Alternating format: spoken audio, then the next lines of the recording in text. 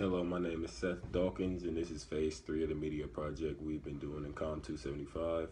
And I made a few points talking to my 15-year-old self from Columbus, Ohio. One of the first points that I made is about being mentally prepared and being mentally tough. You got to be mentally tough in this society nowadays with all the racism going on and just, like job opportunities. And, you have to be tough. And I talked about some assumptions, that white people make. Like when you walk into an elevator with some white people, they clutch their purse, or they'll just step out of your way. Or if you walk by their car, they'll lock their door. And that's just assumptions that some people make. And this is an example. This black man walked into the elevator with this white lady, and she immediately got over and clutched her purse. And he made a YouTube video about his frustration, and he just didn't understand why she did that. And he showed why he was upset, in which he has a point, because not all black people fit that description. And it just it was just upsetting. And I've been in situations like that myself, where people just give you a stereotype just because you're black. They think that you're a thug, and that's not the case. I'm an 18-year-old black male from Columbus, Ohio, a big city. And, I went to church every Sunday growing up.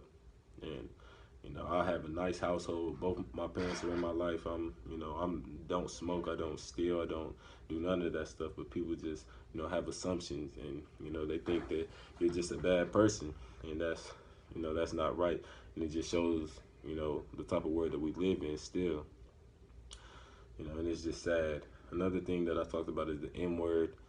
You're gonna experience people in school say the M word, not to you directly, but like you're gonna hear it around you, and you're just gonna feel awkward and just disrespected. People don't know how disrespectful it is to use the M word if you're not black. I know that doesn't sound good, saying black people should be only allowed to use the word, but I definitely don't think that white people should be allowed to use the word. They know the history behind the meaning, like they know the meaning behind the word and everything that happened. So I don't know why anybody would want to use the word in the first place. I just think it's really disrespectful. But you have to keep calm in situations like that, and just know that you have a bigger purpose. You just have to stay calm and collect. Another main point I talked about is being aware in society. And it's important to know what's going on, just like the Black Lives Matter movement, which will happen in 2016. A lot of black men like yourself, they're getting killed by police, which would not happen the same like for white people. If they were in the same situation, many believe that it would not be the same for white people. So they're just in a lot of awkward situations, and it's just not been going well with the country. There's a lot of controversy going on right now.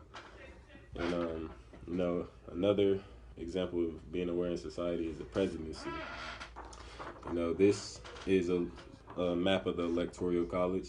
This is Florida, and this is Texas. They have 38 electoral votes, and Florida has 29. And Hillary Clinton lost to Donald Trump this year. Not by a lot, but because many people did not vote, who think that they just didn't have to vote, including myself. So you have to be aware in society, because those hundreds of thousands of people that did not vote because they think their vote did not matter, Hillary Clinton lost the election because of that. If she would have won Texas or Florida, then she would have won the election. So that's just one example of, you have to be aware in society. And one of the last points that I made is talking about finding who you are. And,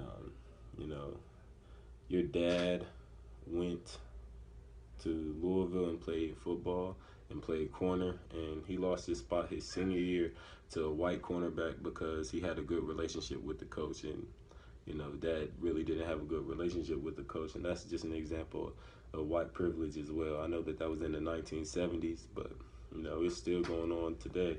And you just got to find who you are, just be yourself. And that's when dad had to realize, like, football isn't life. You got to grow up sometimes.